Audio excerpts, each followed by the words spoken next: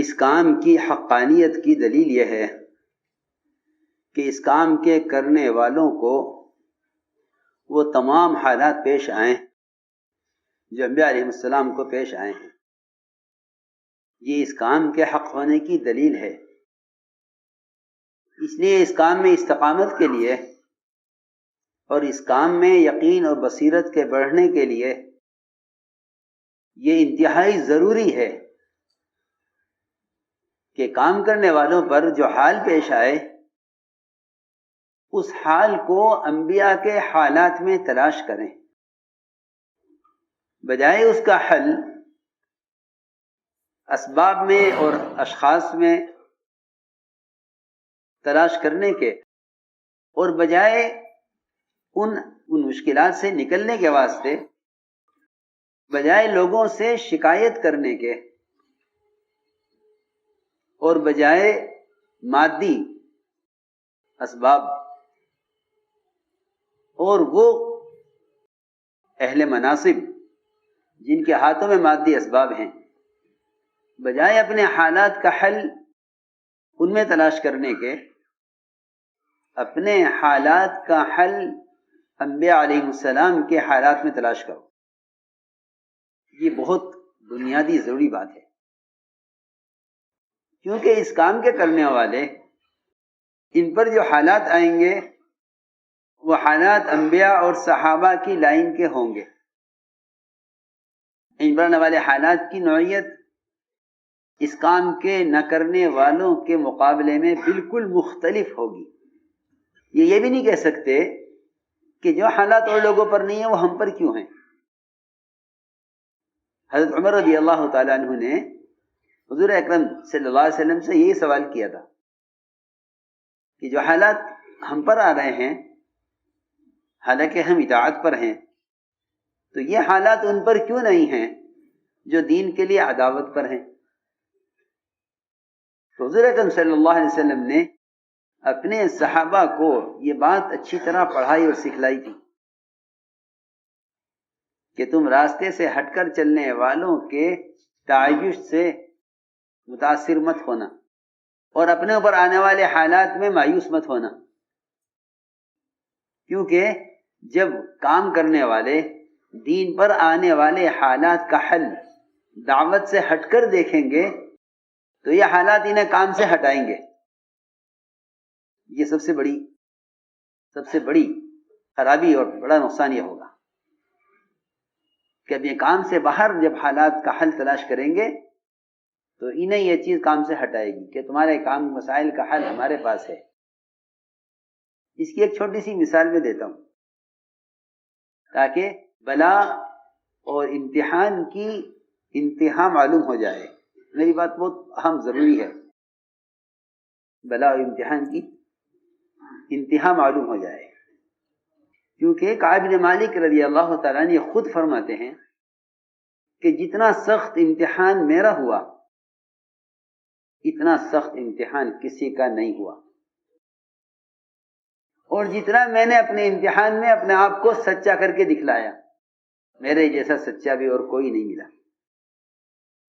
ان پر ایک بلا آئی، اور وہ بلا یہ آئی کہ جو حالات ان پر آئے حضور اکرم صلی اللہ علیہ وسلم اور آپ کی صحابہ کی ناراضگی کے، ان حالات میں غسان بادشاہ نے ان کو اپنی طرف آنے کی دعوت دی کہ تو ہمارے پاس آ جاؤ. میں نے جو بات عرض کیا نا کہ اپنے راستے سے ہٹ کر حل دیکھنا، اس سے متعلق بات ہے جو میں عرض کر رہا ہوں.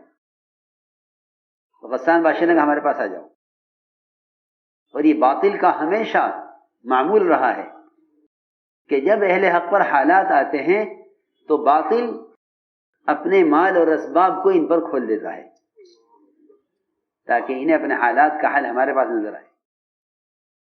یہ تو ایک مثال ہے، اور یہ مثال ہر اس حال پر فٹ ہوگی جو حالات کام کرنے والوں پر آئیں گے، شریعت کے اعتبار سے اور قوانین کے اعتبار سے اور معاشرے کے اعتبار سے اور حرام چیزوں کے مسلمانوں کے درمیان حرام معقولات اور حرام اسباب کو داخل کرنے کے اعتبار سے یہ حالات بہت ہیں. میں نے اس کی ایک مثال دی ہے کہ ادھر بلا اور ادھر سے اس کا حل. کعب بن مالک رضی اللہ عنہ پر جو حالات آئے، ان حالات میں یہ پیشکش آئی غسان بادشاہ کی طرف سے کہ ہمارے پاس آؤ، ہم تم پر مہربانی کریں گے. پوری روایت آپ جانتے ہیں. تو کعب بن مالک رضی اللہ تعالیٰ عنہ نے قیامت تک آنے والی امت کو یہ سبق سکھلایا کہ جو حال تمہارے راستے میں آئے تم اس کا حل باہر تلافی مت کرنا، اور اگر باہر سے کوئی حل آئے تو اس کو تم نصرت مت سمجھنا بلکہ مصیبت سمجھنا.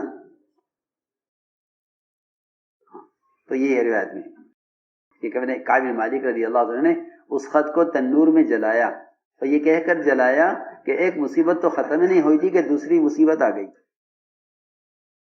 یہ میں نے ایک بلا کا اور امتحان کا ایک نمونہ عرض کیا ہے. ایسے صحابہ کرام کے بے شمار قصے ہیں جس میں حالات میں، تنگیوں میں، تہمتوں میں، جی ہاں، جسمانی اور قلبی اذیتیں پہنچانے میں غیروں نے کمی نہیں چھوڑی، لیکن انہوں نے حل دو راستوں میں دیکھا. ایک اپنے کام پر جمنا اور ایک ستانے والوں پر احسان کرنا کہ ستانے والوں پر احسان کرنا. یہ ہمیں دو حل نظر آتے ہیں ہر قسم کے حالات اور بلا سے نکلنے کے لیے. صحابہ کے صبر کی جو لائن ہیں وہ دو قسم کی ہیں. ایک تو صبر ہے حق پر جمنے کا، ایک صبر ہے وہ جسمانی تکالیف کے برداشت کرنے اور کھانے اور کپڑے کی قلت کے برداشت کرنے کا. یہ صبر کی دو لائنیں الگ الگ ہیں، جس کو سمجھنا بہت ضروری ہے.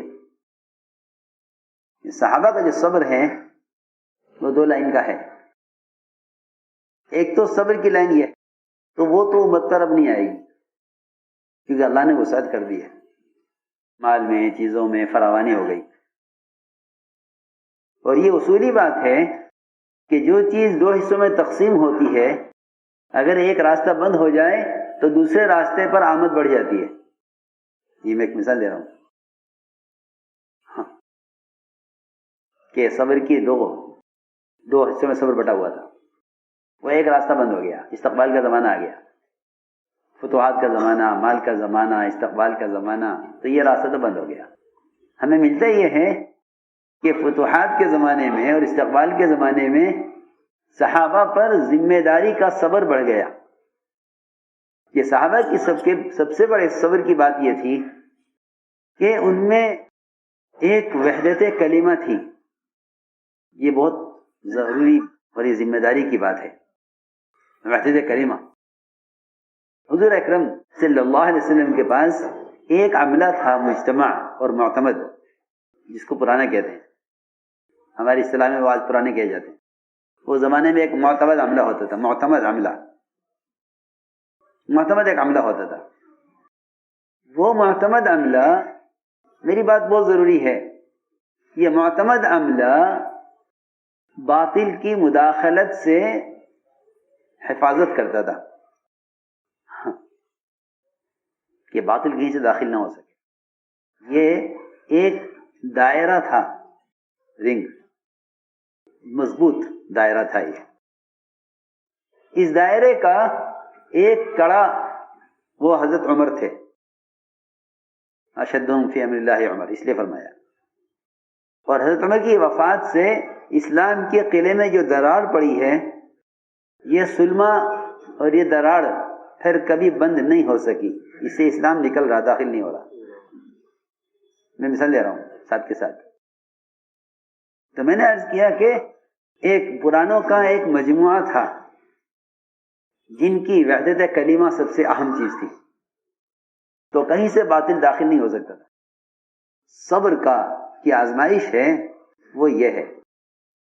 بھوک کو صبر کر لیا، کپڑے کو صبر کر لیا، یہ کوئی بڑی بات نہیں ہے، بلکہ اس سے بڑی بات یہ ہے کہ صحابہ کرام حضور اکرم صلی اللہ علیہ وسلم کی ہدایات اور آپ کی بات پر ایسے جمنے والے تھے کہ کہیں سے باطل کو داخل ہونے کا راستہ نہیں ملتا تھا. یہ اس کو کہتے ہیں وحدت کلمہ.